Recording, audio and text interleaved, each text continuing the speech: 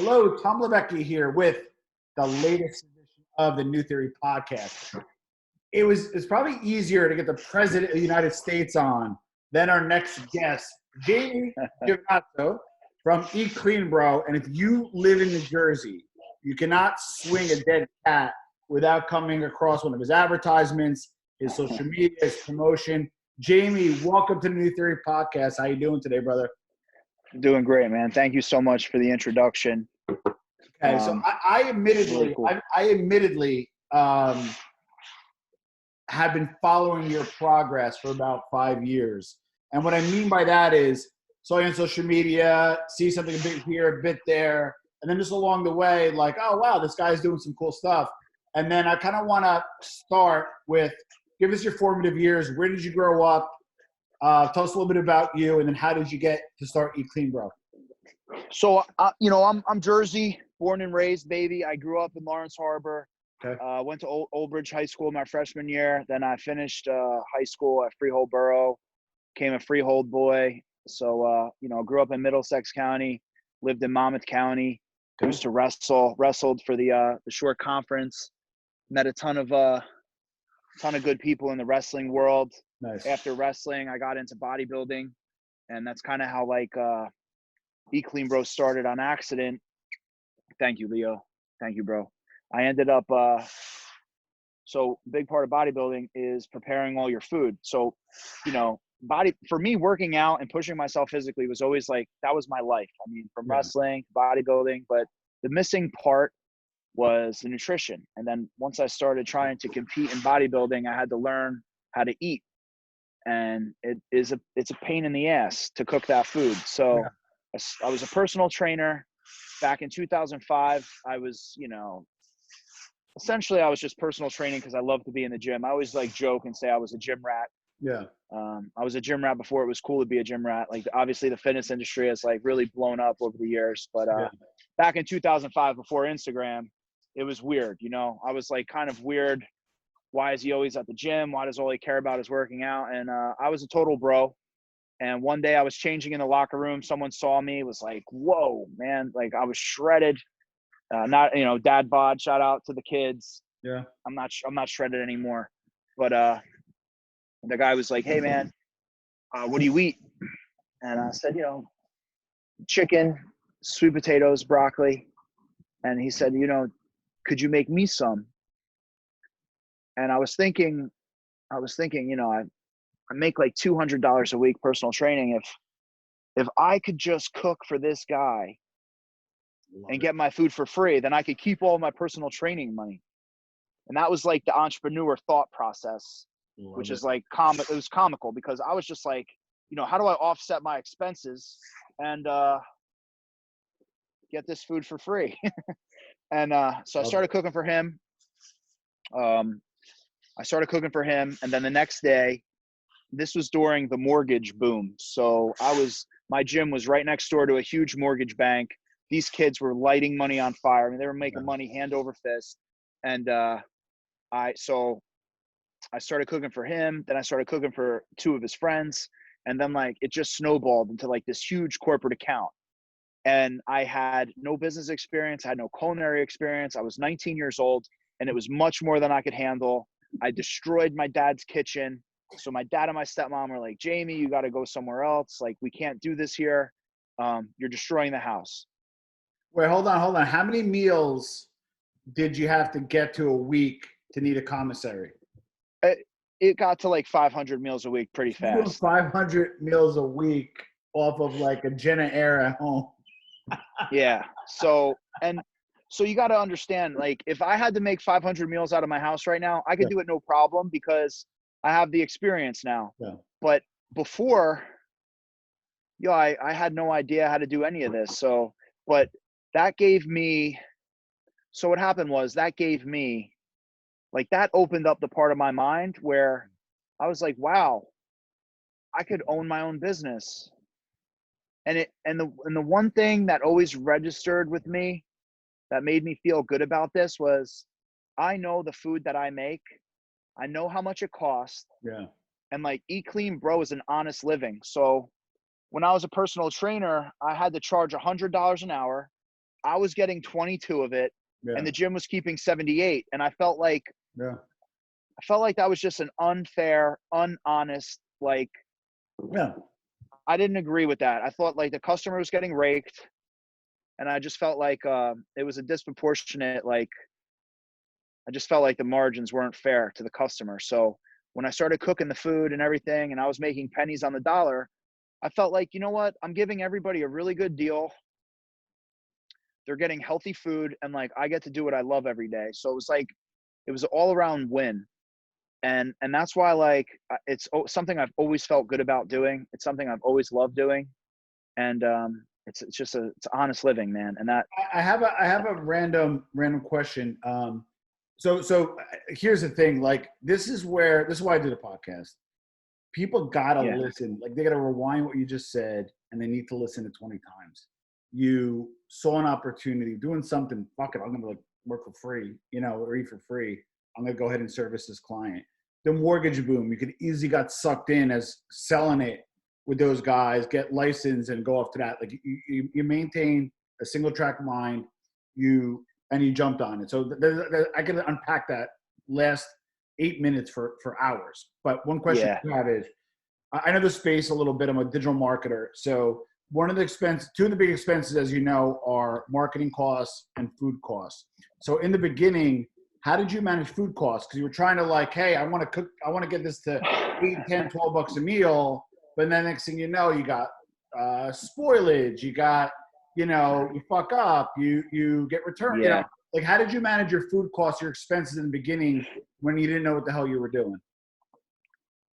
In the beginning, when I didn't know what the hell I was doing, Yeah. I didn't know what I was doing, and I was making a fucking total mess. I failed from like 2005 to 2013. I was just a total failure. Every couple months I would go back at it, and I would have clients, I'd lose clients, and it was like a huge balancing act. But ultimately, I gave up. Wow. So I gave up. I thought, man, there's just no way I could do this without the finances, and I don't have the experience I need. And I was going back and forth. I was working at restaurants. I was trying to learn. I was trying to learn the food business. And what's ironic is, like, you're a Jersey guy. In 2012, right? Like in August of 2012 was like the last chance I gave myself. It failed. Right I before gave up. Sandy, right? Right. So Hurricane Sandy happens. So I went frantically on a job search because I had given up. I didn't want to Wow. bartend anymore. I just wanted to get bartender and failed business owner off my resume. So I was willing to start at the bottom. I was willing to do whatever it took to be successful. So I was interviewing at all these entry level jobs, and I was just trying to get like on a normal schedule and get the entry level sales position, or just do something where I could go to my next interview and say, hey, look, like, I did X, Y, and Z. I got out of that world. I went into this world. And like, I got into real, like, long-term thinking. Like, I'm 26. If I play my cards right, by 28, I can maybe get Yeah. into my foot in the door here, and then I could work my way up there. Was there a little really quick, because I'm not knocking the Italian culture in any way, and I assume your Italian background. Sometimes when you do this kind of stuff, I always feel like there's two types of Italians, right? There's the go to school, get a degree, Yeah. and, like, follow that track because we suffered, we don't want you to suffer.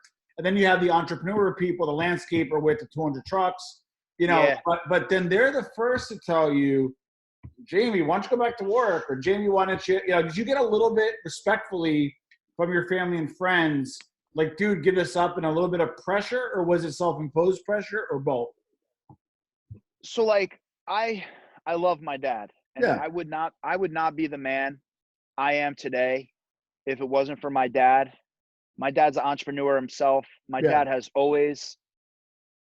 My dad has always planted those seeds, but my dad was always like, there's only one way to the top type, like hard work hard, go to school. He was like very regimented in everything he said. Yeah. I was like more abstract, out of the box. Like, I was the guy trying to step up to the plate and hit a home run without really learning how to swing a bat.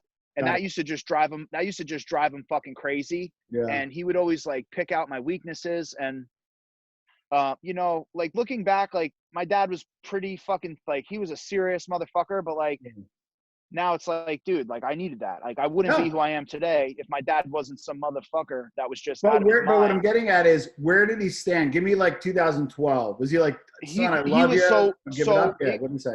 Yeah, he basically, man, it was like, he was like, yeah, you know, you need to fucking give this up, and you need to start at the bottom.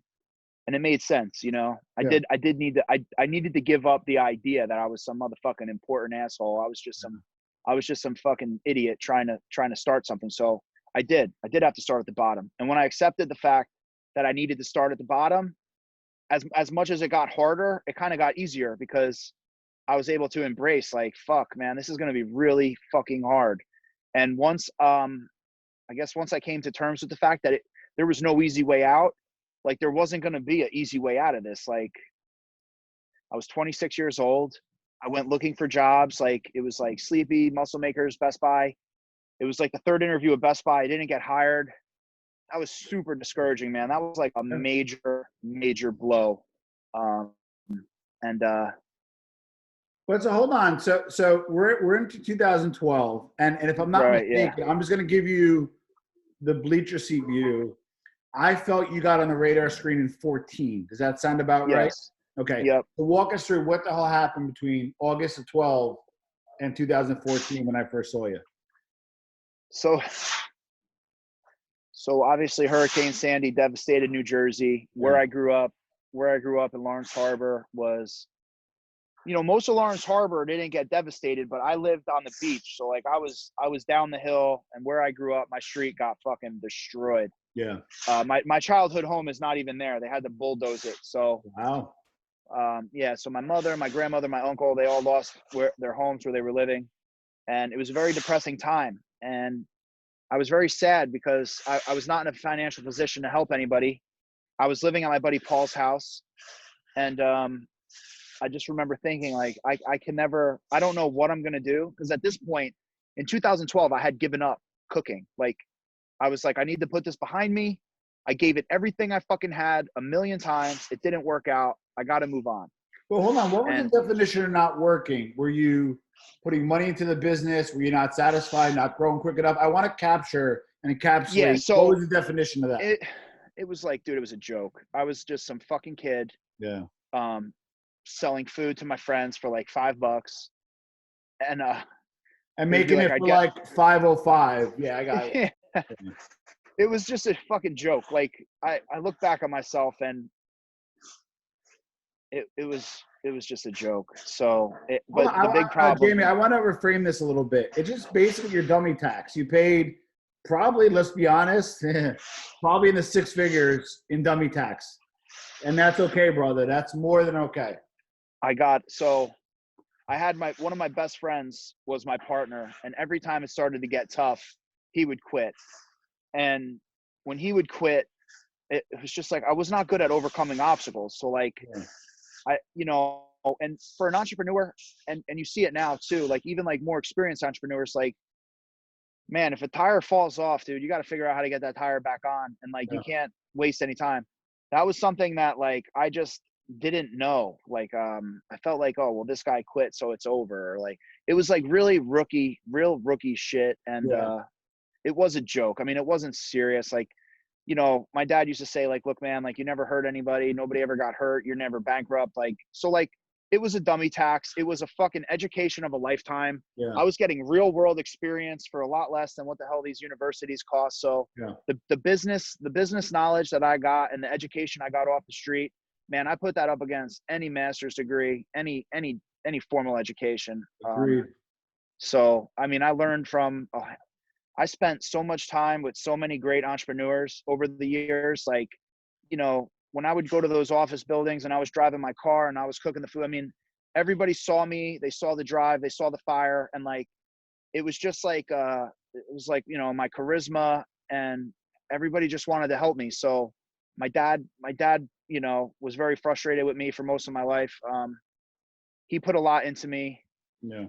a lot of other great entrepreneurs in the mortgage business and the real estate game. Like, you know, at a young age, I was reading all the fucking books, you know, the Napoleon Hill, the friggin' all the business books, man. I read them all. So I always wanted it, but so Now, in real quick, Jimmy, at 2012, this point, real quick, so I want to give some context too. That's a long time to be open, a long time to float it.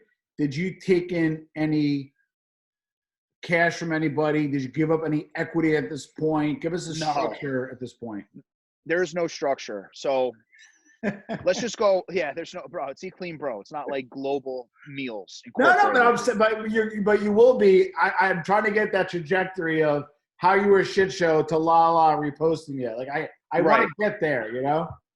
It's raw, dude. So like that's I think the reason why a lot of my famous friends like me is just because, like, you know, there's no ulterior motive on, like, a lot of my friends now.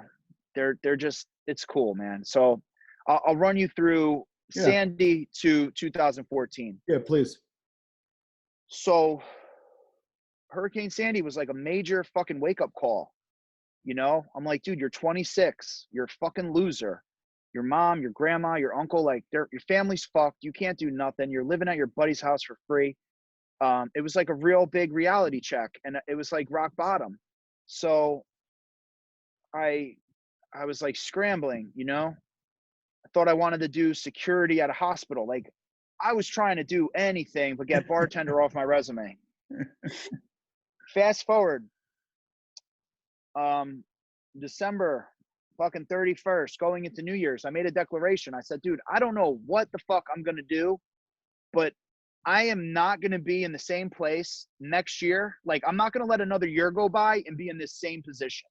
Yeah. Like, that's it. Like, I'm not doing it. Like, I didn't know what I was going to do, but I was never going to be broke again. So I'm like, that's all well and good. You know, I'm ready to start at the bottom. I'm willing to do whatever it takes. Like, I'm ready to fucking die to be successful. And these were all the things before that, like, I didn't really have, you know, like, I would give up or I would quit or be like, you know. So hold on, Jamie, hold on. So I just want to, I'm fascinated, right? And one of the learnings here, because, like, again, I don't make any money on this podcast. I just want people to actually spend the time. I want them to learn. Until you're ready to die on the hill, don't fucking do it. So just keep going. So I love it. So it seems like at that point, you're ready to die on the hill if you need to. Actually, like, if you really want to be real, like, I don't talk about this because it's like kind of fucking dark, but that was the deal. I was like, I am going to fucking die before I fail. Wow. And I was ready to die. I was physically ready to fucking die. Wow. I had failed so many times, and I was like, fuck this. Like, I'm going to get this shit. Like, I'm not playing any fucking more games. Like, it's life or death. But what was your motivation other than fear of failing? There's like a lot of motivation in what I do, you know, like I said, man, the honest living part, like obviously everybody wants to get rich, right? But like, sometimes, like, if you're in the pharmaceutical world and you're like, hey, I'm selling life-saving medicine for a fucking 400% markup, like, you're a piece of shit. You know what I'm saying? Seriously. Like, I'm fucking making fucking like 7 to 10% off my company, and I'm fucking feeding people healthy ass meals. Like, that's great. Who the fuck is who's mad at me? Who's saying, no, that guy Jamie's a piece of shit? No one. Only my competition. My competition's saying Jamie's a piece of shit because I'm making people work harder. Yeah. It's just that awkward moment that you're talking to somebody who worked in pharma for 20 years. No, I'm just fucking with it. But I actually get that. That's kind of why I got out of pharma too, and I got into You were in pharmaceuticals? 20 years. But I mean, listen, the argument is this, and it's a flimsy argument, is that it should go back into research. It should go back into growing other novel products. But let's be honest, a lot of it's Me Too. It goes to the shareholders, which it should. Yeah. But I don't disagree fully with what you said. But that's why I was laughing, bro. Don't worry about it. That's why I'm here. If I gave a shit, I would still be there, right? So anyway, keep going. You're right. I'm just trying to tell you, like, what, like, so for me, man, you know, also, like, I think, like, not wanting to let my dad down, you know, like, I didn't want to let my dad down. I didn't want to let my friends and family down. I knew that I was talented. I knew I could do it. I always had this like deep belief that I could do it. I just really needed to know that, So like, what did you do differently? That's my next, so what did you differently in 13? so like it was on. It was it. There was no blaming anybody else but myself. You know, my dad told me a story one time. He had this big deal lined up that he needed to close at the end of the year, and his contact at the company fucking died. Yikes. And it went dark. Like the guy just stopped answering. Obviously he stopped answering. He was fucking dead. And and like he lost the deal. Ouch. And he used to always tell me, like, don't set yourself up for that to happen to you. You know, like no matter what the fuck happens, like you're on the hook. Yeah. And like you're on the hook for whatever reason. There's no excuses in business. And like even if the fucking guy you're working with dies, like you need to have a backup plan. Yeah. So like one of those stories, like that story always stuck in my head. So now it's like, dude, I don't care what the fuck happens. If you order food and it's supposed to be delivered at your house on Monday at 12 o'clock, like I don't give a shit if all my cars break down or if all my delivery drivers don't show up. Like it's going to get to you. Yeah. I don't care if it's snowing. I will risk my life in the fucking snow to get, like, which I did a lot of times. Actually, I did some real dangerous shit to make sure people got their fucking meals. But, you know, people are like, holy shit, man, this guy is crazy. Like, this dude just risked his life to make sure I got my food on time. And that was the difference. Like, that was the difference. I mean, the difference was I was ready to fucking die to be successful. And I was willing to do whatever it took. And there was no excuses. There was no partners. Yeah. In the past, like my friend Seth used to always like quit and let me down. So we you know, move forward. It was all on me.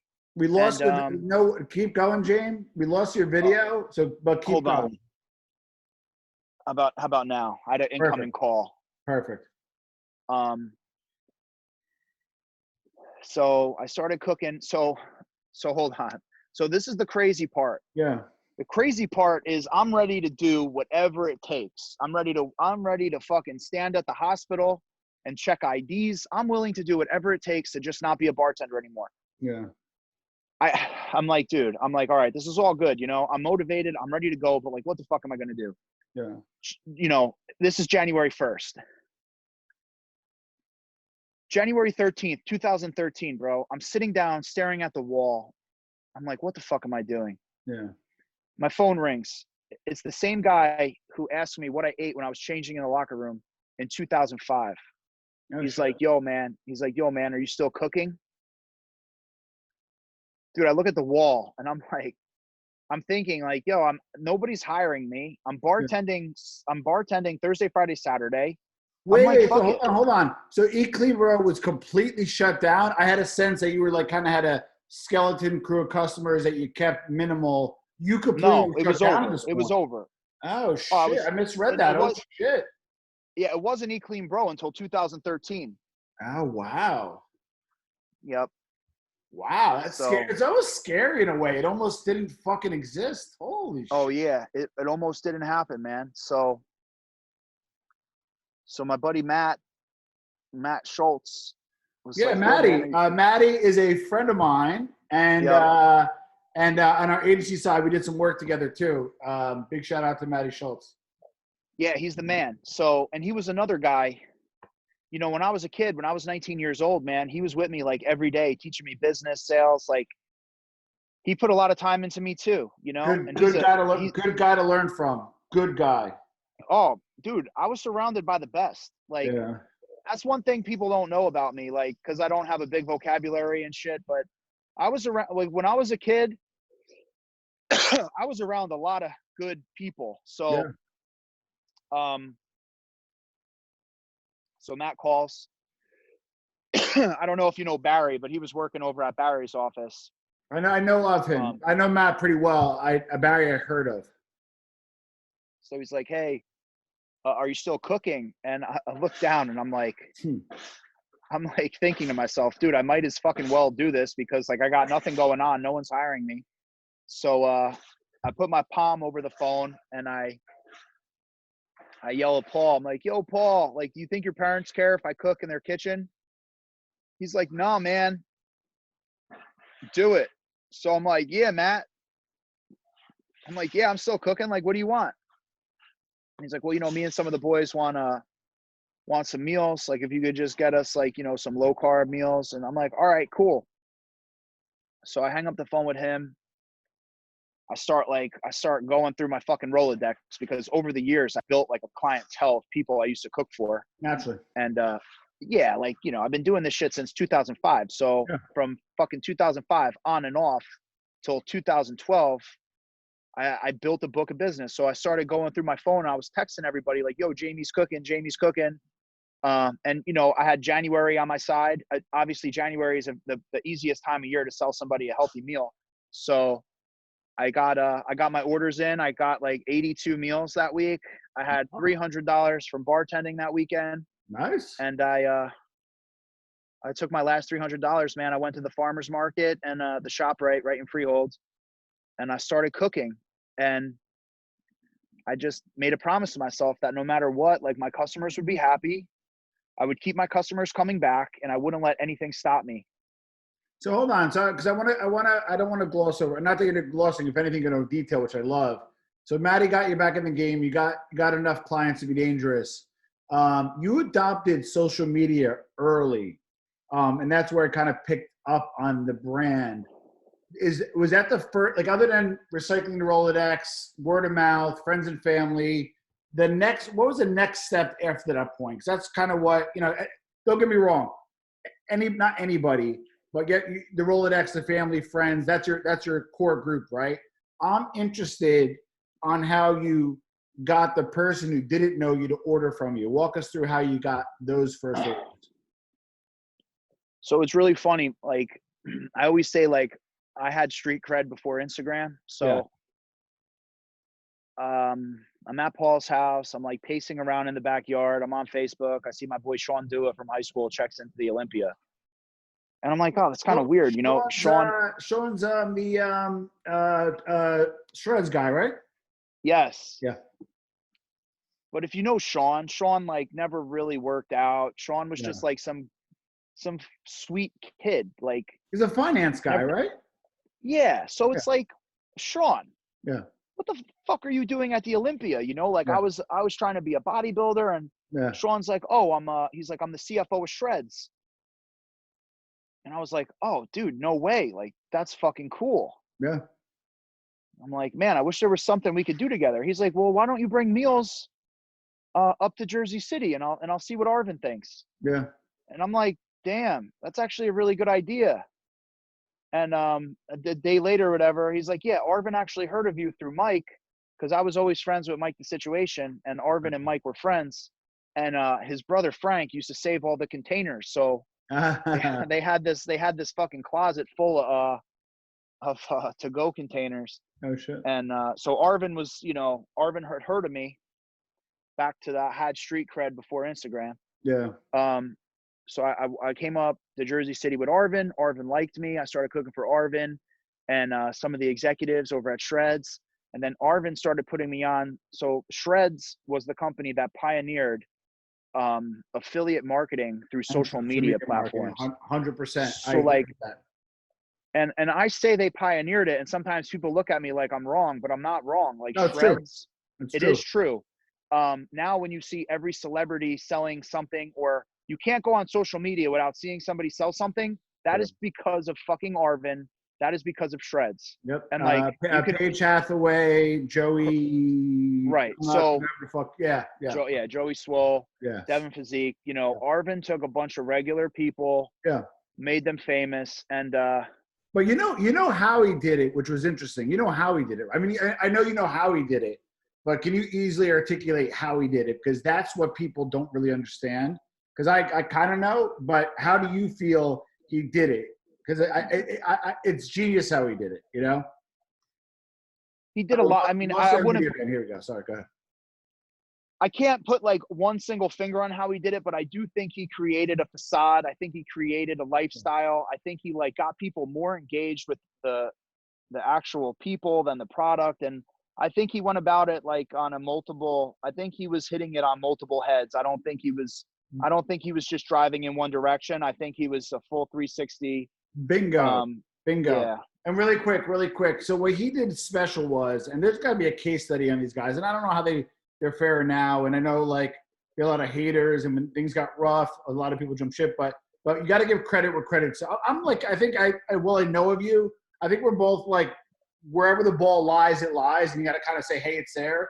One thing that they did unique and special was they would go to you and be like, listen, we think you have potential. We want to be an influencer. Before there was influencers, right? The fat tummy tea and all that nonsense. And they would actually say, listen, we're going to build up your social media profile. We're going to do your assets. We're going to create your content. We're going to elevate your brand. So not only am I like doing like a tummy tea for $500, but like you'll give me $500, give me a shit ton of affiliate commission, and elevate my brand into the millions. So they're like that was fucking brilliant.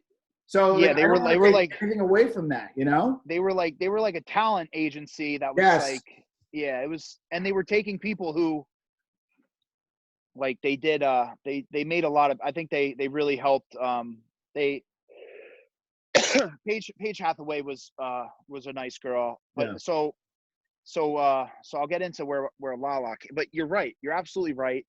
And I think about Arvin a lot because I knew him on a personal level, and he was a really nice guy. And I think like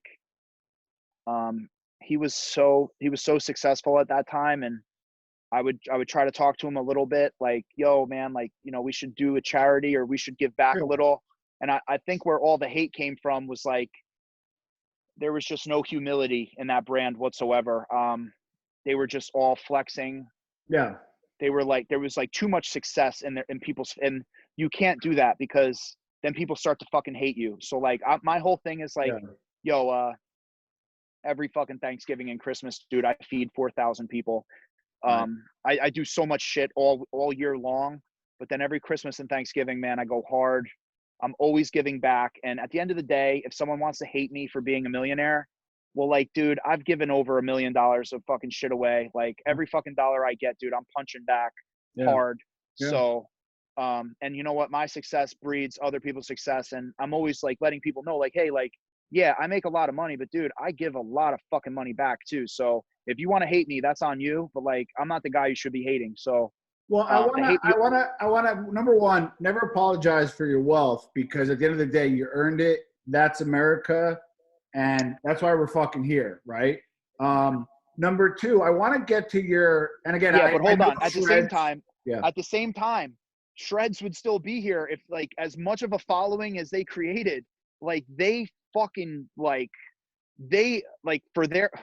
for every fucking person who loved them, they had like 5 people who hated them. And that's why they're not here anymore, because like they didn't take the time out to explain all the good shit they were doing, which like before social media, actions spoke louder than words, but now like with social media, words are like destroying actions. And it's like, it's actually a really scary time to be alive, in my opinion, because it's like, dude, you could do 1 million things good and you could say one thing wrong and piss off the wrong person, and now you're fucking famous for that one thing you did wrong out of all your whole lifetime of good.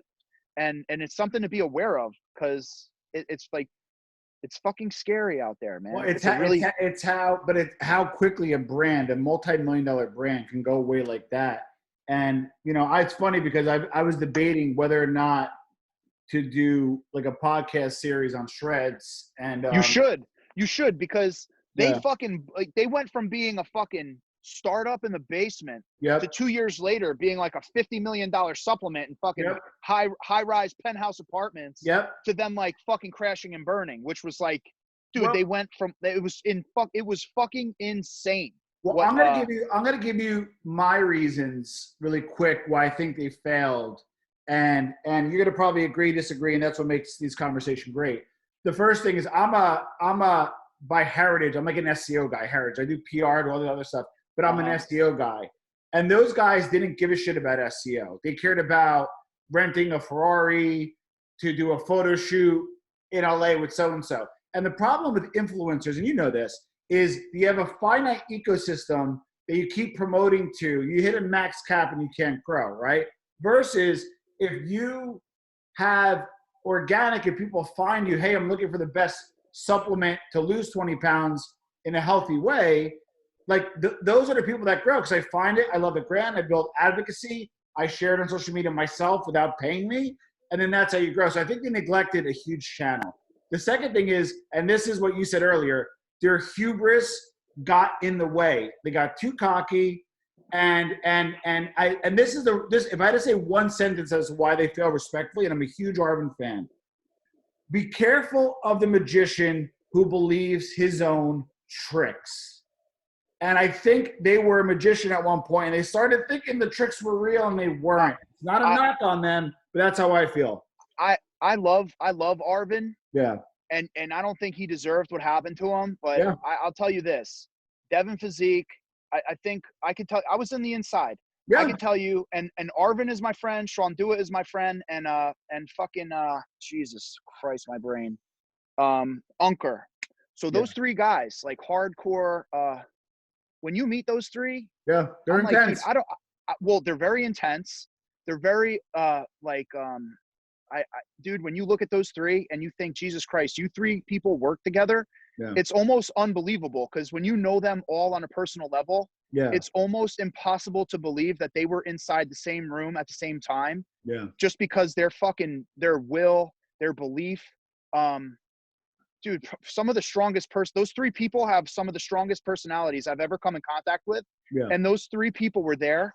I think Arvin has had a real love for some of his people, and some of the people he loved were bad fucking news. And and you got to be careful, bro, because some of his influencers were real garbage cans, and you can't align yourself with fucking garbage cans. You know, had he had more people, had he had better people around him, he probably could have recovered. But a guy like Devin Physique, I mean, bro, like when you learn about his story, like he was actually a piece of shit.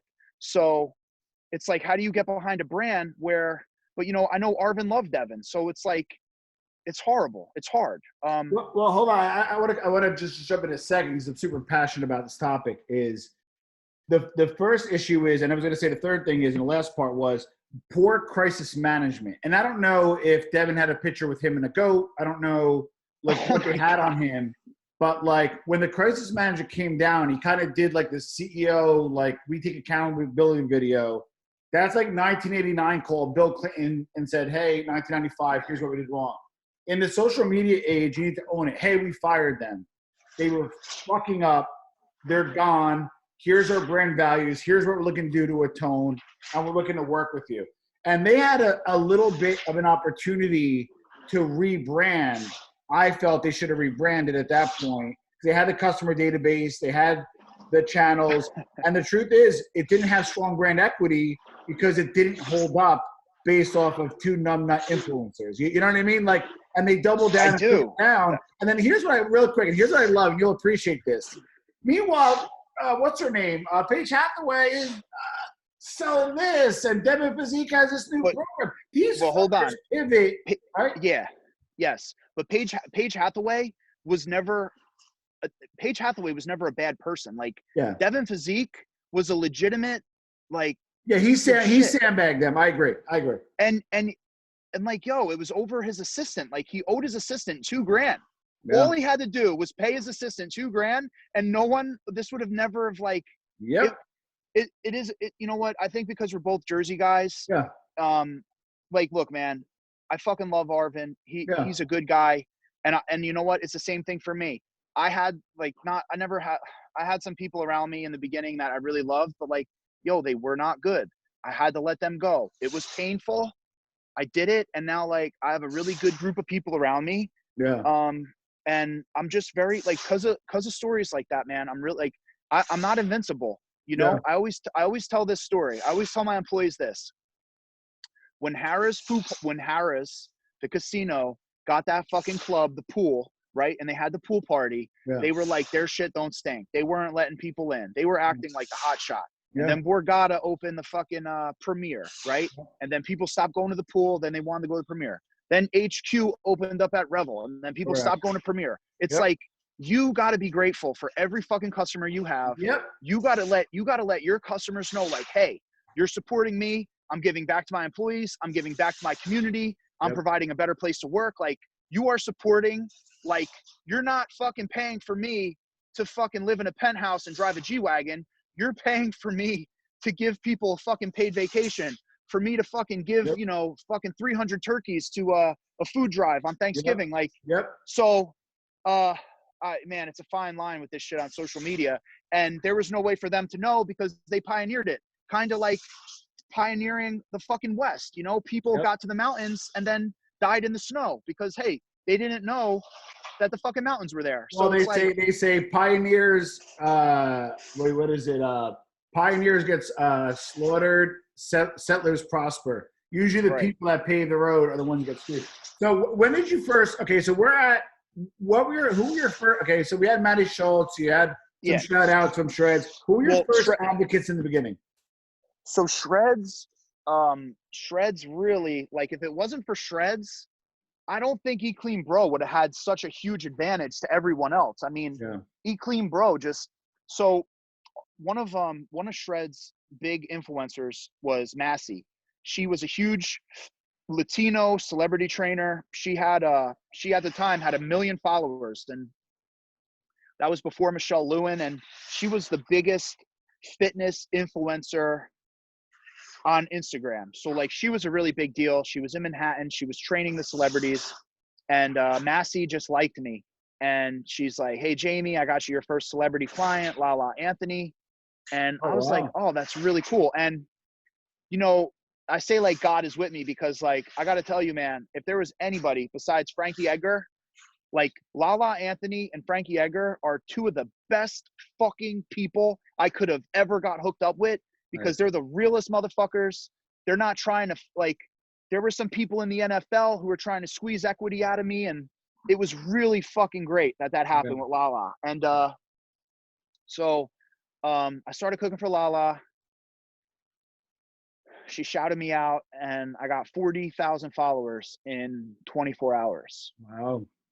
So I went viral, and then from there, like, the gates opened, and then I just started networking. This is important though, because it's a little different game now. Back then, if keep it simple, you get 100 orders a week, you get a shout out from Lala. What did it translate into orders roughly back then? It was going up a couple hundred meals every week for, like, still to this day. So it's fucking nuts. Yeah, it's been exponentially growing since then. But and she's bigger now. I mean, I loved her on Power and some other stuff, but I feel she's bigger now than she's ever been. She's bigger now. She's bigger now. She's got more going on. And, you know, as people progress in their careers, you know, my whole thing is, like, you know, with Lala, like, it was never about me. It was about Lala. How do I help you? Like, what do you need from me? Like, what's going on? Like, how do I help you? Let me collaborate with your personal trainer. Tell me what you need. And that's how it's always been with every single one of my customers. So when I got Lala as a customer, I didn't treat her any differently than I treated fucking Mike or John or any other fucking guys coming to pick up meals. So I always just had that, like, when my clientele, like, when my game elevated, I elevated my game. And that's something that, like, you know, that's why, like, when I'm shooting the shit with my customers, that's why, like, they really like me, you know, because I'm like, yeah, I cook for almost every famous fucking person you could think of. But when you're at my store, or, like, we see each other in the streets, like, yo, you're just as important as anyone else, because, like, your fucking money, you know, like, there's like I'm not invincible, man. So, like, I appreciate every fucking dollar. So if you spend $1 with me, man, like, you're just as important to me as, like, fucking Frankie Edgar, because, yo, without your support, without your, you know, dedication and loyalty to me, like, I'm fucking nobody. So it's a real, like, it's like, man, when you're a business owner, when you're an entrepreneur, like, you got to just you got to know the game, you got to respect the game. And but hold on, I want to go to details. I love your philosophy, because now it's starting to cook, right? And you treat, like, you didn't say, like, you mailed out 50 comp meals at 50 celebrities in one bit. Like, you legitimately have a good relationship with that celebrity, and you didn't say, I treat my celebrity clients like gold. I treat everyone like gold. So that's the operative, like, phrase. So walk me through at that point. So now all of a sudden orders are coming in, you're getting busier. I guess, are you in a commissary or are you still like dicking around the parents' house at that point? No, I'm in so I got into Nona's. It's like a big Italian Yeah, restaurant on Route 9. yeah, and Route Route 9 9, or whatever. yeah. Yeah, yeah. So So we started you had like one of the first ghost kitchens kind of in a way. I did. Yeah. Oh, Yep. Yeah, okay. I So guess then what like happened? yeah, Yeah. just started doing more meals, started growing. So I did like 80% of my revenue in the fourth quarter of 2014 for 2014. So Oh, wow. I went from being like a fucking little tiny business to like working at like a $1.5 million pace, Yeah. which for like in the beginning, man, that was serious, you know? Of So, course. um, Now, I've been, I want to know, I don't want to focus on the positives, but also yeah, maybe touch on the other thing is people think like, wow, you get a celebrity and like all of a sudden you go from 400 in rev to 1.6. But believe it or not, you know this probably better than me, is when you scale that quickly, doesn't mean you're rolling in dough. Like you have to hire the right people and there's overhead and yeah. expenses you didn't need. Now you need a real accountant. Now you need contracts. And so how did you manage the growth? Because like everybody talks about that growth, but like doesn't mean you're making money. So how did you manage that growth? And then when did you finally settle in? So when we started to grow, so like right off the bat, man, I had to get a better accountant. Yeah. Um, so so Dave, so Matt Schultz, boss Dave, over at Financial Resources, was like one of the original guys I used to cook for. He was a boss. He was so we've always had like a father-son relationship, man. So when shit started getting crazy, he's like one of the most financially successful people I know. So I hit him up. I brought him in on as a consultant, and he started to like restructure my circle. So like he started to bring in the right help. Nice. I was always very it's very bizarre, but like I was kind of born with this like operational compass. So like as far as the operation goes, since I was usually in the every day I was in the kitchen doing it. Like I was always very aware of what I needed to make more food. So and then also like my wife played a huge role in helping me stay organized. So That's awesome. I was always making sure the back of the house ran smooth. I can do front of the house shit, but my wife did most of the front of the house shit. And then you know, Dave was a consultant of mine who was helping me with like my just putting together my administrative team. And then, you know, obviously we had to invest in the website. It was always continual reinvestment. So Of course. it really wasn't until 2020 that I made like substantial money doing this. So Yeah, because you gotta keep dumping in. I noticed. So I noticed your spend on media buys have went up. The billboards. I saw some of your paid ads. You know, just again, I tangentially see it. I don't sit there and say, "Well, I'm looking for you, clean, bro." But whenever I see, I'm like, "Oh shit, how's that guy doing?"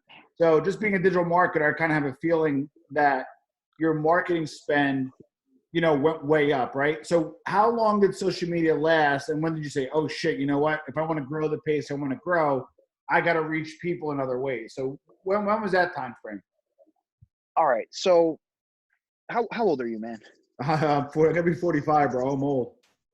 Well, I mean, you're not old, but Of if you remember MySpace, course. so we grew up during MySpace. Yeah. And one of the things that's always scared the shit out of me is that like, what if that happens again, right? What if one day you wake up and fucking Instagram or Facebook's no longer cool? Yep. Because that's what it was kind of like one day, man, everyone just stopped using MySpace, right? Yep. Like it was like someone turned off the lights. So I was always like, I don't want to be some fucking brand on Instagram. And this goes back to Shreds. So like Shreds never did anything other than digital. And I was like, I don't want to do that. I want to diversify and Bingo. I want to diversify Bingo.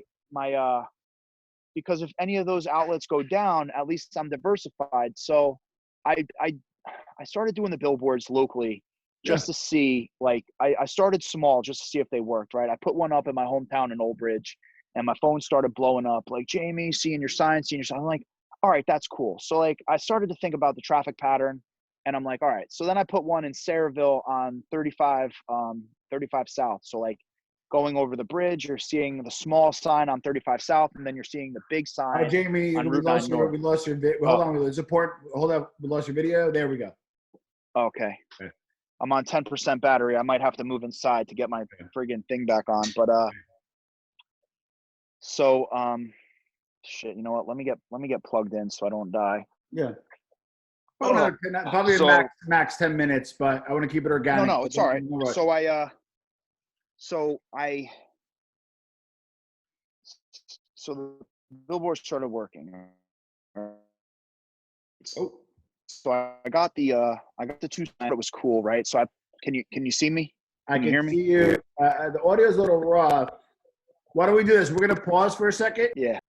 Hey guys, we had a quick pause. So Jamie had to reposition. So Jamie, we were now talking about where you were super worried about being the next MySpace, and you wanted to continue to innovate to expand your marketing. So continue.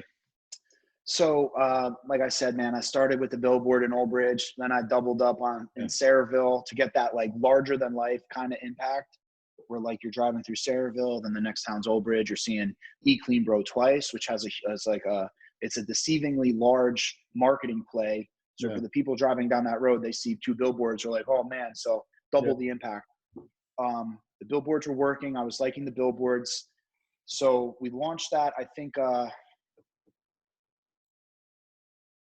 it was like around the summer of 2015. A few months went by. I kept the billboards up, and my billboard rep called me. It was around the end of December, 15 going into 16. Yeah. And she said, "Hey, I have this huge campaign. Six Flags just backed out of like a $500,000 campaign. They're like, we can get it to you for pennies on the dollar, but I need to know now." Yeah. And I was like, it was pennies on the dollar, and it was a no-brainer, but the no-brainer amount was fucking scary to me. Of course. I put my balls forward, and I said, fuck it. I said, I'll take it.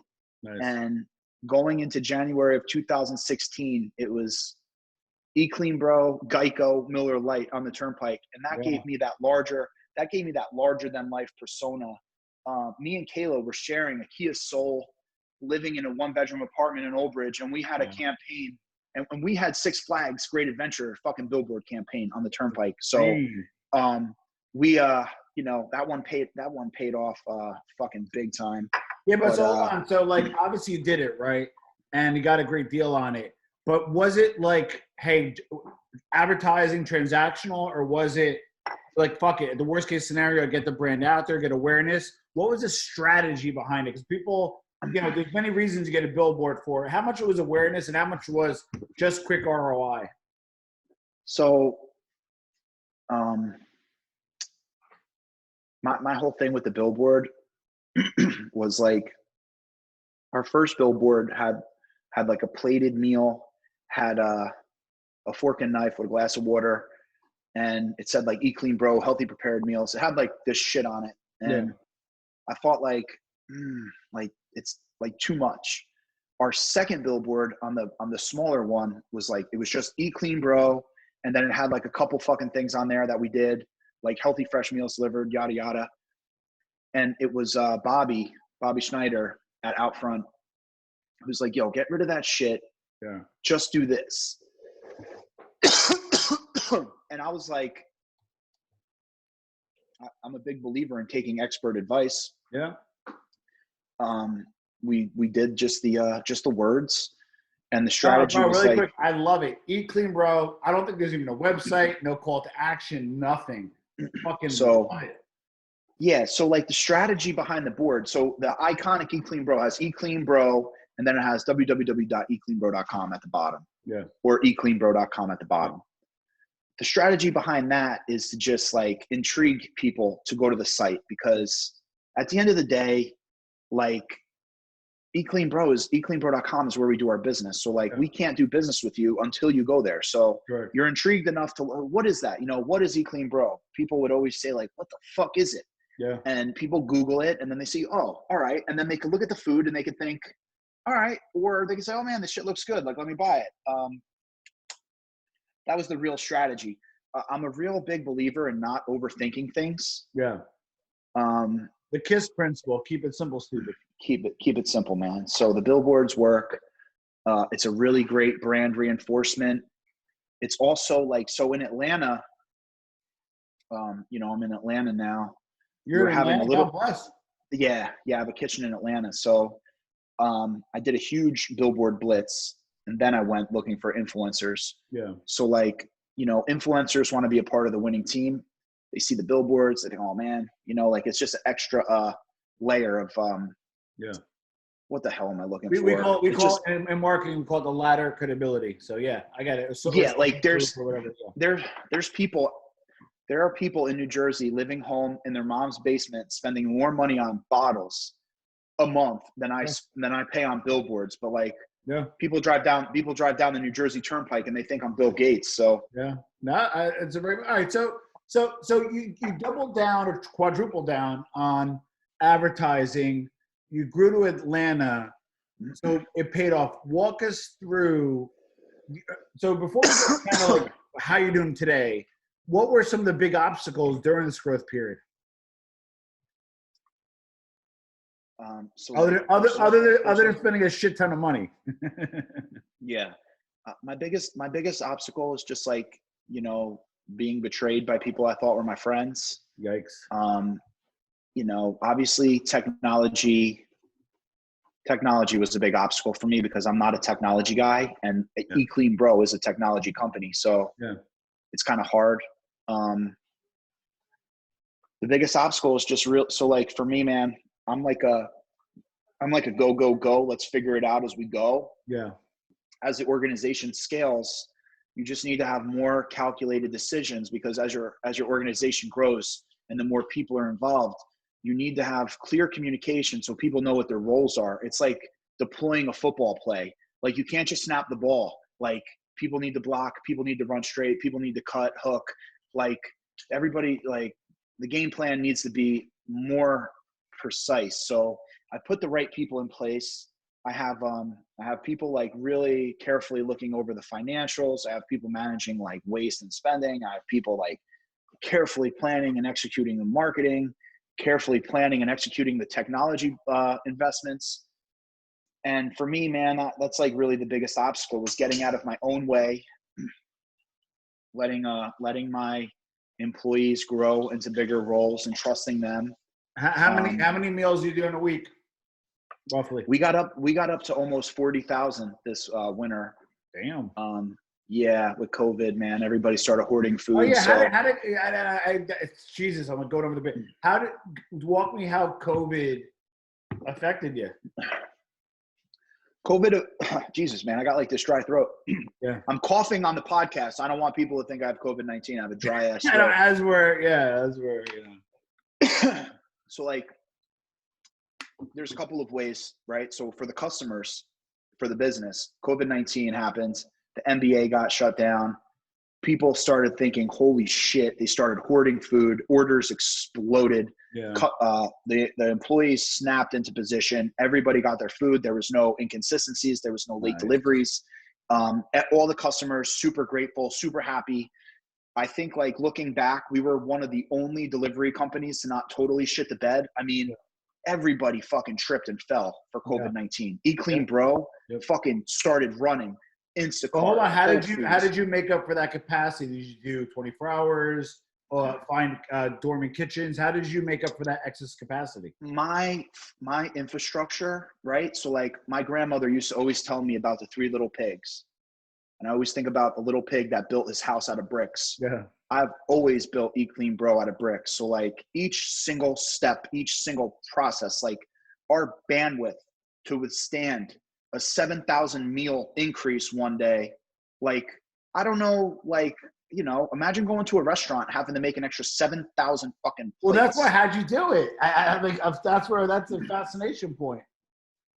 Dude, every single one of my fucking meal, all of my recipes broken down mathematically. I mean, eClean Bro is like fucking mathematical laser precision. I could shoot a motherfucker to the moon. You know what I mean? But what about your supply side? I know chicken was scarce, meat was scarce, certain dairy products were scarce. So luckily for us, for the supply chain, the big punch happened on a Thursday. we had a little bit more time to respond. When the Thursday response occurred, the chefs raised all the pars, so we got more in over the weekend. Process There was right. So, so we got annihilated on a Thursday. So like Thursday is usually a slower day. It was a day our staff can handle. It wasn't something that much out of the ordinary. They could handle it. And then it was like Sunday, Monday, Tuesday, boom, boom, boom. And then it was like almost like, all right, we adjusted. We're in. People are hoarding food. People are ordering double. People are ordering triple. Customer retention went through the roof. We were just a trusted, reliable source for people and their food, which is something that was always meant the world to me. So that's how we were able to respond. I mean, I have a lot of strong managers. They take this job really seriously. We were following COVID before it came to America. My chef was on top of the pandemic. He had all of like the medical supply stuff ordered. Wow. But I always tell people, dude, the biggest enemy that I have is hair. So like, you don't want hair to fall in food.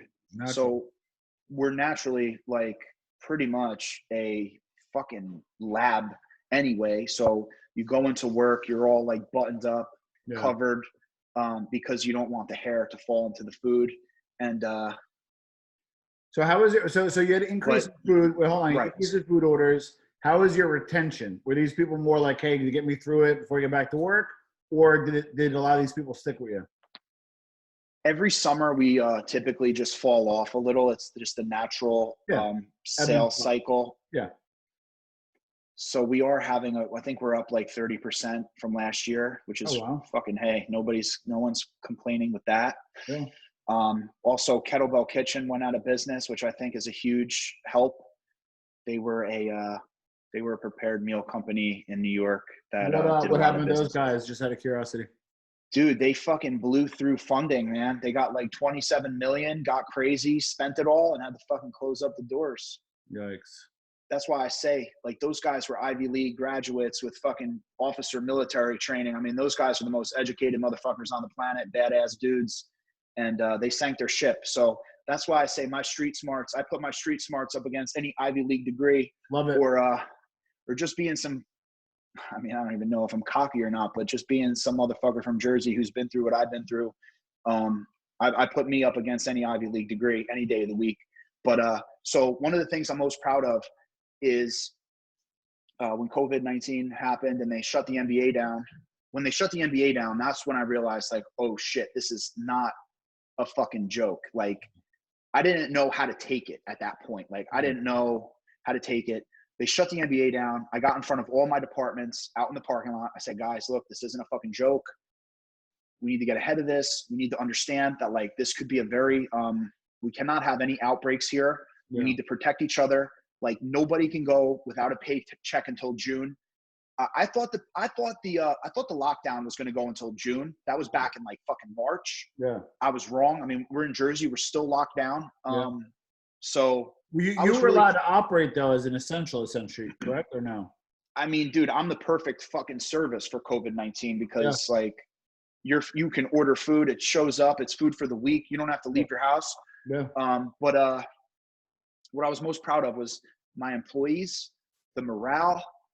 Everybody came together. Everybody was happy. They didn't lose their jobs. People were like, oh, my friends don't have jobs. Like, it was, when I look back, man, it was a really inside Eat Clean Bro, inside the building, very positive.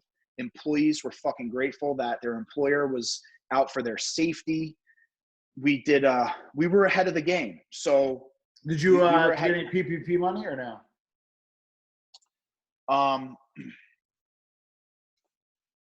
The PPP, I was advised to take the PPP, man. Sure, so, yeah, no.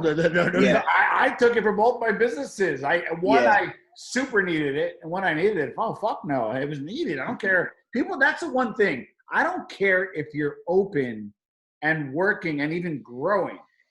Your cost of doing business went up during that period. You didn't need to buy PPP before. You didn't need to buy hand sanitizers. So unapologetically, I took that PPP money for both fucking businesses, and I don't apologize for it at all. So I think, like, the thing with the PPP, man, like, so for me, it really helped me. I'm building a new building. I'm investing in a whole bunch of new shit. So like, one way or another, that money is being used to stimulate the American economy. Absolutely. I am the picture perfect example of like why that PPP money was issued to help. Agreed. The thing, so like in New Jersey, the laws of the PPP, like some of the restaurants, like I don't know, they're still finalizing the laws. We still don't know if we have to pay it back. I'm happy either way. If I have to pay it back or if it's a grant, I use that money. So like the money was used for what it was intended to be used for. Correct. The American economy is being stimulated. Yeah. I gave all my employees that came to work an additional 20% on their paychecks. Hazard pay, yeah. I did the same thing. Yeah. So yeah. So, but yeah, and you know what, man? It's stimulating the economy. You know, when the banks were bailed out and got that bailout money and then shut the doors on everybody who needed money, that was kind of fucked up. So that's the thing though. Like, that's the thing. I'm not like a big media conspiracy guy, but like some companies, like I remember they were like some like luxury companies and they were getting dogged for PPP. And just to give the background on PPP, like the people that work there aren't the luxury people. The people that clean the floors, the people that are the front desk clerk, the person who's a manager, they have nothing to do with the luxury end. So the PPP did exactly what it was intended for, which is to stimulate the employees and just stimulate the economy. So no issue there. I'm with you. Not to get off topic, but like me and you understand banking. Correct. So like, I'm not a big business, but I am a medium-sized business. So like a lot of my friends who are small, like number one, the PPP was issued through the banks. So like, if you don't have a banking relationship and you don't have your shit together, you're going to get beat. So you need to have your fucking banking relationship established, or else like a guy like me is going to run you over. So it was kind of like everybody went for it. And like, you know, like Shake Shack got a lot of heat because I mean, publicly traded companies shouldn't have fucking taken the money. No, because they have access to capital. That's why I actually, if you have a credit facility and an investment, like you and I have a banking relationship, but it's with TD Bank, Bank of America, maybe even the Chase private client if you got a few bucks, right? I'm a Chase private client. I fired Chase, bro. I'm like, I love Chase. I love the banker, but bro, when it comes to a fucking business bank, like I'm done, Chase. I'm out. Who do you like and who do you use? I'm with M&T now. Okay. M&T. That's they're like right? Yeah, they're like a medium-sized bank. Yeah. But there's a relationship. They're helping me with everything I need. They're very helpful. They could pretty much underwrite anything under $1 million. So it's helpful. So I'm gonna ask some marketing questions before we conclude. But before we get there, I love everything about this conversation. I had high hopes and exceeded it. How do you deal with debt? You know, because like you know, I know like us old school Italians, you know, we don't like debt. We don't like to owe people money. But like in the businesses you're in and kind of what I'm in, you need debt to function. Because you just need it. You can't pay everything cash, you know. So how do you handle debt in the growth of your strategy? Like, what are you doing? So like, I'm not afraid. Like when I have to buy a van. Yeah. This year, I paid back most of my company debt just to build like a stronger balance sheet. Yeah. So what's really crazy about 2020 was I sat down in December of 2019. I explained to my staff. My manager meeting. I said, guys, we're in a lot of debt. I said, a recession's coming. Yeah. I said, we're due for one. I don't know how long it's going to be, but like in 2020, I'm going to work on building a stronger foundation for my company. So like, you know, I'm going to be using money to pay off a lot of debt. I like the transparency. I like when my employees know what's going on because that gives them like, it just like when you're doing day-to-day shit, man, when you're in touch with the owner and he's letting you know what's going on at the top, like people like that. So, well, hold on. How do you do that without scaring them? Because I was like overly transparent. And then if you say too much, it kind of runs to Indeed to look for jobs. So how do you find that balance of, hey, I want to be transparent. And they might not even have the mental fitness for some of that transparency. So how do you do it? there's nothing that, like when you work for Eat Clean Bro, you see it's a growing company. I mean, you see the orders going up. Yeah. So it's like, dude, every fucking week you've been here, orders have been going up. So like, there should be zero doubt that we're not we're headed in the right direction. Correct. But like I overextended myself in 2019. I had to pay off some shit. Yeah. I had to really clean the shit up. And like, I'm like, guys, like, this is what's going on. Like, I feel like when you look at the government, right? When you look at all the tax we pay, you can never get a straight answer, but where the fuck is the money going? Correct. Like, where the fuck does this money go? Yep. And it's a frustrating, aggravating fucking thing when you're paying millions of dollars in tax and you have no idea where the fuck any of it goes. So I like my fucking employees to know, like, yes, guys, we're making millions of dollars, but we have millions of dollars in debt. So like, we're doing X, Y, and Z with this money. So first of all, if a recession occurs, no one's getting laid off. Yeah. So like, in my opinion, do you want a fucking $2 an hour raise or do you want job security? Because I want to give you job security. That's what's important to me. I want to know if we come across tough times, I'm not looking to lay a motherfucker off. So that's just where I'm at. And I'll tell them how it is. And if you don't fucking like it, like, you could leave. Yeah. But I got to be responsible. And I got to look out for everybody. And you know what? If you're deserving of a raise, like, yeah, we give people raises, obviously. But like, dude, the fucking focus of 2020 is to align ourselves to be in a positive position to borrow money and ask the bank for money and build a fucking relationship with the bank, which we've done, which we're doing. We wiped out essentially all of our vendor debt, paid off all the credit cards, annihilated debt, which I'm happy about. And our financials are strong as fuck. So. Well, hold on. So I know there's probably a reason for that, which I want to get to, because I know where you're going, because I have 4 specific questions, and I want to see if you don't know the exact answer, because you might have a CFO or maybe a marketing person. My first question is, what does it cost Jamie to acquire an Eat Clean Bro client? Do you know that cost per acquisition roughly?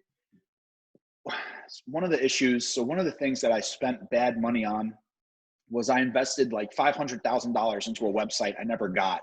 So I essentially got conned, which was a huge obstacle, which happens. I mean, if you're in the digital world, you know that happens to people constantly. So we are building. Sorry, we got to talk afterwards. Yeah, I have an idea. Yeah. We're building so right now we're investing in a new site that has all that real-time marketing data to find out what the customer acquisition really is. And I do have an expert consultant who's helping us. We do have a rough idea, but it's not like dialed in to the penny. So new customer acquisition cost is very important. It actually fluctuates. So like the customer acquisition cost in New Jersey is substantially less than anywhere else. And that is because of the brand recognition and everything else. If you had a guess or a range of acquisition costs per new client, you had a guess. On Facebook in New Jersey, it's like under $5. It's crazy. It's fucking cheap. Woo! Yeah, cheap. Shit. Yeah. I might hire you to work with me. All right. So number 2, what's your average order value? Like, how long does somebody stay with you once they sign on? Hold on, man. Now you got me thinking. If I'm my Facebook acquisition. Acquisition cost is defined as I spend $10,000 in advertising, and if I got 10,000 new clients, it costs me $1 to acquire a client. See, that's the thing. Like, I don't know if that information is recognizing new or recurring. My guy could answer that, but I know that we run like a couple, like we run new client campaigns and we run existing client campaigns. Retention is a separate question, which I'm about to get right. to. Yeah. So look, man, our data is all over the place. I know that our retention is substantially higher. A lot of our hold on. So let's just say the cost of new acquire, you don't exactly, and that's okay because a lot of people don't. You can figure that out, and you can always get back to me. So I'm actually interested to hear. The second question is, what if somebody signs on to Eat Clean Bro? How long do they stay with you on average? So I can tell you this, man. We do have a first order. Our first order drop off is pretty big, but then also our retention is also big. So it's like the people who leave are big, but then the people who stay are big. So we're working on figuring out how do we take the one-time customer and turn them into a two-time customer. Well, that's money yeah, shot right there. That's what I'm getting at. So, go ahead. Sorry. The data suggests that we have $25 million in unearned revenue if we could just take customer 1 to customer 2. And I think for 21, so like I am way over capacity for my building. All of my cool ideas, everything I want to do, I fucking can't because I'm packed. My building is fucking packed. There's no room for shit.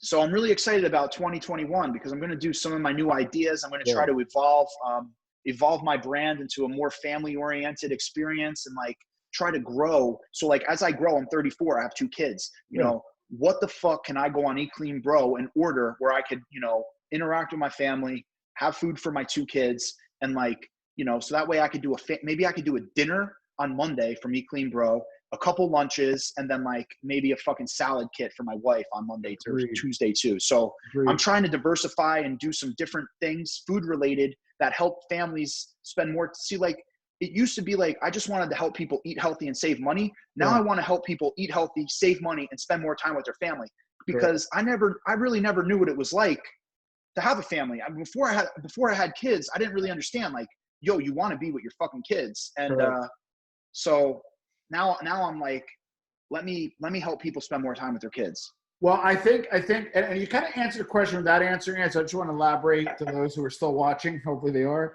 Is the acquisition cost is whatever it is, right? And you blocked out.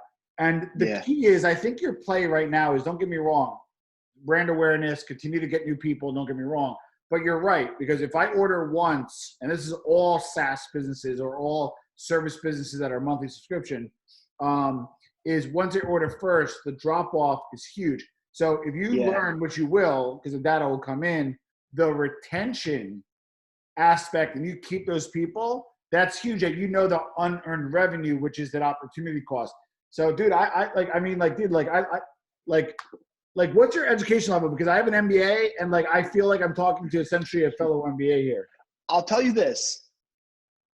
And what's really funny is I learned all this shit when I worked at New York Sports Club when I was 19 years old. Love it.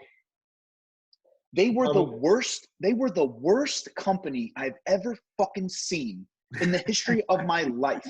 They were so fucking backwards. These people, it was never more blatantly obvious. I've never seen a company hate their customers more than New York Sports Club back in 2005. I mean, once you sign that contract, it was it. You were fucking chop meat. Hey, fuck you. See you later. Yep. You want to give up? You want to fucking quit? Yeah. Fuck you. Deal with billing. Yep. You want to refine? Like, it was so weird. Like, all you had to do was be nice to your customers, and you guys could have fucking quadrupled your fucking business. But instead, and you know what the problem was, and this is a problem I'm having now. So like, I want to start implementing KPIs in my company, but I don't want to fuck myself, because once you start implementing the wrong KPIs, that's all people care about is their paycheck. Like, oh, how do I get a higher paycheck? So like at New York Sports Club, man, the sales team only got paid off new sales. Yeah. So like, they never got any fucking incentive for, so like, they were like, all right, yo, I signed you up. I made my commission. See you later. A machine is broken. Hey, fuck you. Call the 1-800 number. Like, oh, you're unhappy with this? Oh, hey, fuck you. See you later. So my whole thing was like, dude, I don't need 1 million new customers. Yeah. I need 1,000 loyal fucking customers. 1,000 fans. And like, dude, I tell people, I don't want to make $1 off you once. I want to make 10 cents off you 10 times, or 10 cents off you 12 times. Well, that's the Italian philosophy. Eat the eggs, not the chicken. Agreed. Yes. Agreed. Yes. You're going to use that one. Yeah. Dude. Oh, hell yeah. I'm going to use that one. Eat the eggs, not the chicken. Damn. That's a good one. Well, hey, thank you for, a lot of times, man, people overlook me or anything, man, but we had some intelligent conversations here about business, huh? Agreed. And so this is my last question, and then people have to start ordering from you. So I'm going to, is you clean up your balance sheet, right? Do I hear a cap raise maybe happening? Maybe a little Shark Tank, maybe a little outside money, or are you going to still brick by brick and self-finance? And I know this is a personal question, but that's why you're on the podcast. So I well, what can you share? I don't want to jam you up either. Hey, I'm 100% transparent. Yeah. I sell prepared meals. Yeah. Naturally, I'm a planner. I want to put myself in a good position. As a wrestler, wrestling is all about putting yourself in a good position. Correct. So right now, we have a lot of cool shit going on. We just sold the territory in Boston. We have interest in South Florida. Oh, you're franchising. Interest in Arizona. Nice. Or kind of. I am aligning myself to do so we're not going to do fully audited financials, but we're going to do our reviewed financials for 21, 22, 23, and in the early quarter of possibly 24. I just want to be like, when I'm assuming, depending on how things go, we're going to have Boston, I have Atlanta. I want to be in a position to really understand what it's going to take to roll out nationwide. Yeah. I want to be in the best possible position to raise money, because if I do, I want to sell the least amount of equity and get the most amount of money. And I think if I tell the correct story, and I show it properly, I think sky is the limit. And eClean Bro will be a national brand. eClean Bro, well, I'm not probably ever going to go into California, just because California is a scary state, man, between the government and California and the California, California people, man, 1 week they're vegetarian, then they're not eating, they're just drinking coffee with butter. It's hard to keep up with what they got going on the West Coast, but I'll probably be in. So hold on, okay. So I filter what you're saying. So, but here's I'm just, as a business person, I would guess your barriers to entry, because the process is down, right? You need to find essentially a centralized, qualified commissary, somebody to run it, and then marketing dollars digitally and throughout out front is pretty easy. Whether you buy a poster here in Boston or you target here in Facebook. So theoretically, you should be able to scale. Do you want to know something interesting? Yeah. When I did my first billboard blitz in Atlanta. Yeah. I'm making some coffee. So I guess like New Jersey, New York people are very nosy. Like, everybody wanted to know what it meant. Yeah. I put that billboard up in Atlanta, dude. No one gave a fuck. They were like, no one went to the website. Nobody fucking cared to look. Like, it was like they were all just minding their own business. And I remember thinking, like, damn, dude, I need to rethink this billboard strategy. But second time. Well, there's a reason for that, because in New Jersey, you had some brand equity. Yes. And then it's like, well, who is that jerk off, right? So they wanted to match it up because of that. Yeah. Versus like eClean Bro, like it's almost like you weren't even a jerk off to them yet. You know what I mean? Like, but that's the learning. That's part of the learning, you know? Yeah. And also the traffic pattern in New Jersey is actually pretty insane. So I always talk about 300, how like they had to march all the troops down that narrow street. A battle of Theophysis or something. So Atlanta is a huge circle. New Jersey, everything bottlenecks into Manhattan. Correct. Or it bottlenecks into Philly. Yeah. So it's very easy to have beautiful billboard position in New Jersey. So the second campaign, I was a lot more concise. I mean, I was like, yo, Midtown, Buckhead,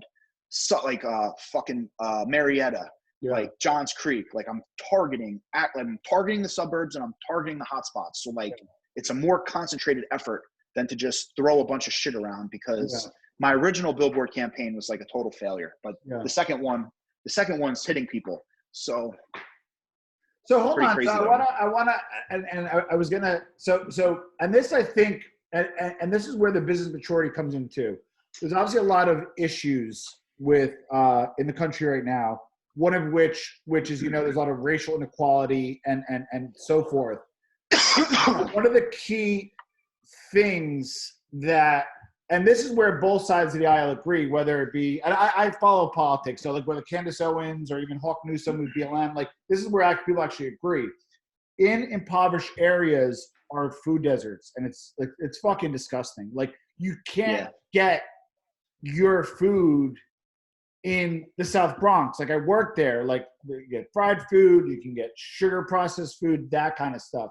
So I know I don't want to jump too far ahead, and I know you're an altruistic guy. Is there any plan to maybe helping closing some of those food deserts or trying to work through charitable means to maybe work in that. And if it's not, it's okay. But I'm just thinking out loud where there's food deserts where maybe you can fill some gaps. I was in the South Bronx, man, during COVID.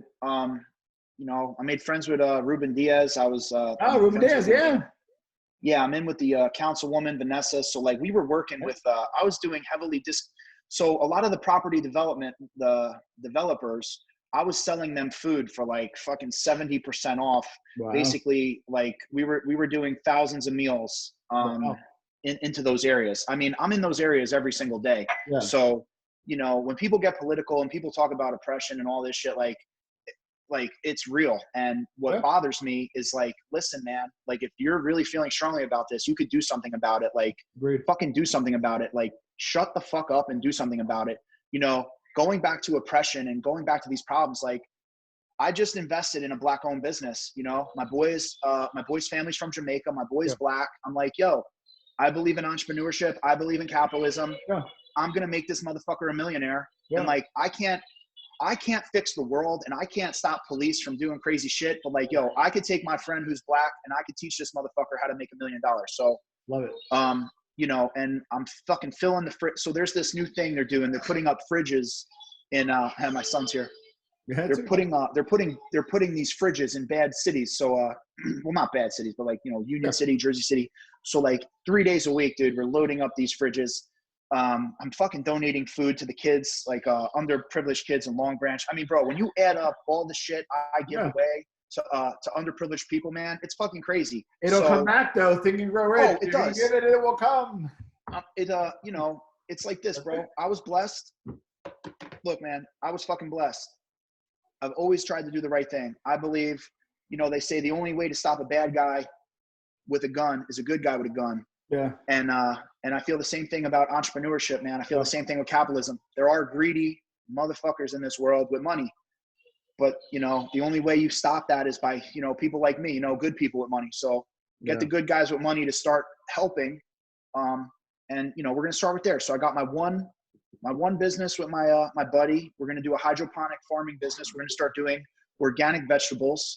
Nice. I put a really sweet deal together with my produce purveyor. So we have a built-in sales model. He essentially has purchase orders of these microgreens at $1 million plus already. So he's going to come in. He's a farmer, hydroponic farmer. We're gonna create this shit so we can. The whole idea was we want to compete. So you're looking at. So wow, I didn't see this coming. So you're kind of looking to control your supply chain. We could do that too, but in reality, I'm just like, dude, there is some fucked up shit going on in the world, and I can't help everybody. But I have a friend who's black. I could fucking give him money. We could start a business, and I can bring him into my network and help him become a millionaire. So, love it. I mean, I'm doing it. So love it. All right. So Jamie, how can people find you? There we go. Oh, babe, he's showing his baby. Gotta show us one. There you go. What's his name? Giorgio. God bless. It's a nice Irish name. Well, here's Adeline. Hold on. Say hi, buddy. Maybe we can say hi. Maybe we could start talking dowry now if you want. Start talking dowry now if you want. Yeah, come on, buddy. So, well, listen, that's the reason why we do it. And like I said, I had high hopes of this conversation, and it was because, you know this. It's Jersey's a tough place, right? You open a business. But you have haters. But like, here's what's fucked up about Jersey. Like, you have like active haters. Like, oh, Jamie's doing this or somebody's doing that, and it's hard to break past a group of people that don't know you. Then all of a sudden you start getting those people, and then all of a sudden Jamie's cool. You know? So I had to go through all of it. Yeah. And like I said, this is good. This could be a friendship, man. We're going to be in touch. This is going to be one of my biggest podcasts, and I had some big podcasts. And so, Jamie, how can we find you? eCleanBro, baby. eCleanBro.com. My Instagram is Jamie Giovinazzo, but if you don't feel like spelling it, you can go on eCleanBro Instagram and just search Jamie G, and I'll probably be the only guy to pop up. Jamie. Love it. And listen, we'll put some links, and then Jamie, and don't jump off yet. We'll talk for a second. But Jamie, thank you for your time. And this is a special podcast, my friend.